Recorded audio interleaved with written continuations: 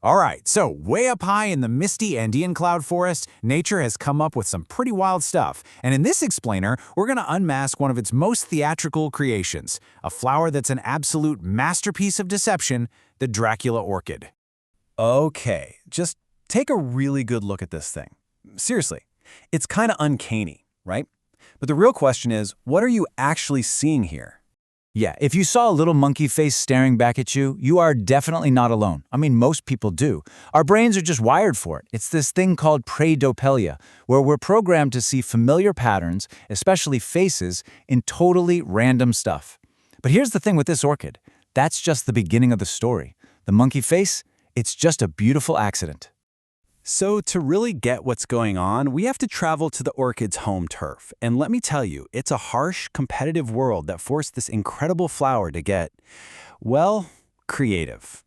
First off, that name, Dracula, it doesn't actually come from the monkey face. It's Latin for little dragon, which is a nod to those two long, sepaline tails you see. But honestly, the name is also a perfect fit for its whole vibe. This thing is basically the vampire of the orchid world. It loves the dark, damp shadows where most other plants would just, rot away. And this is its kingdom. We're not talking about just anywhere. This is a super specific slice of the world, the cloud forests of Ecuador and Colombia, way up between 1,500 and 2,500 meters. Now, in a place with constant mist and not a lot of light, trying to get the attention of pollinators like bees is a really tough game. So the Dracula orchid, it decided to play a completely different one. So let's break down what our eyes are tricking us into seeing. That whole head shape, that's formed by three big, kind of hairy sepals. And those two dark spots that look just like eyes, those are the actual petals. And the snout, the little mouth, that's a super specialized petal called the labellum, or lip. It's a perfect illusion, isn't it? Which, of course, brings us to the most important question. We see a monkey, right? But this orchid didn't evolve this super elaborate disguise for us. So, who is this whole performance really for? And this is where the story gets really, really good. The big secret here has nothing to do with primates. Not at all. It's all about a much more brilliant and honestly kind of sinister deception that's targeting a very, very different creature.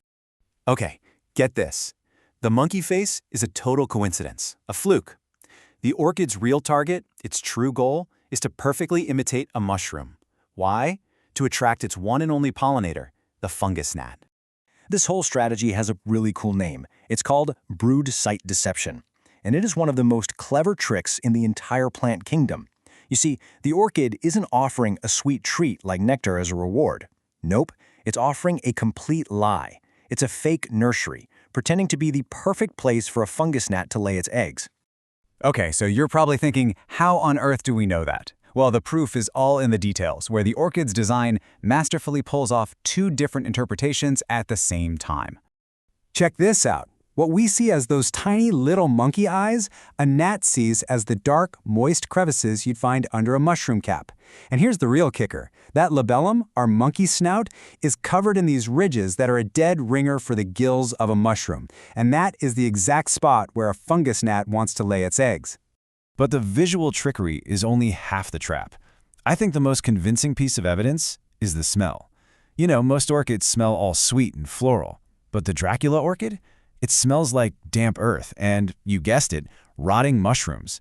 It is not trying to get a bee's attention. It's sending out a very different kind of signal. And that signal is one specific chemical, 1-octene-3-ol. It's also known as mushroom alcohol. This is the main chemical that fungi release to basically announce, hey, I'm over here. So to a fungus gnat, that smell is an absolutely irresistible siren song. It promises the perfect home for its babies. So here's how the trap works, step by step. First, the gnat gets lured in by that irresistible mushroom smell. It lands on the labellum, convinced it's hit the jackpot, a perfect fungus. Then, as it's poking around the fake gills, looking for a place to lay its eggs, the flower cleverly glues a little packet of pollen right onto its back. Finally, the gnat, probably pretty frustrated, flies off with nothing, only to get fooled by the next Dracula orchid it finds, delivering that pollen exactly where it needs to go. Brilliant, right? And get this, even the way it grows is part of the act. The flowers don't grow up towards the sun like you'd expect. Nope, they grow straight down, pushing their way through the moss on tree branches. This lets the flower pop out from underneath the branch, which is exactly how a real mushroom would sprout from decaying wood. It is a total commitment to the disguise. But, this incredible level of specialization, it comes at a really high price. By adapting so perfectly to this one very specific niche, the Dracula orchid has actually made itself incredibly fragile. This right here illustrates its biggest weakness. See, most orchids have these things called pseudobulbs. They're basically thickened stems that act like a camel's hump, storing up water for when things get dry. Well, the Dracula orchid has zero. None. Its leaves are super thin and have practically no way to store water, which makes it a complete slave to its environment. Just how much of a slave are we talking about? It needs the humidity to stay at a constant 90% just to survive. If that humidity drops, even for a few hours, its leaves just start to die. And this extreme dependency is exactly why it's so vulnerable to climate change. As those cloud forests get warmer and the mist line creeps higher up the mountain, this orchid is literally running out of places to live. So, after all that, what does this bizarre, beautiful flower really teach us? Well, I think it offers a really profound lesson on how evolution works, and on our own perception of what beauty even is. There's this quote from our source material that just perfectly captures the whole spirit of the Dracula orchid. It goes, "Evolution does not always favor the bright and the sweet. Sometimes it favors the damp, the dark, and the deceptive." It's just a perfect reminder that survival isn't always about being the most colorful or having the sweetest smell. Sometimes it's about being the most clever liar in the forest. The Dracula orchid is this amazing reminder that what we see on the surface is often just a happy accident, right?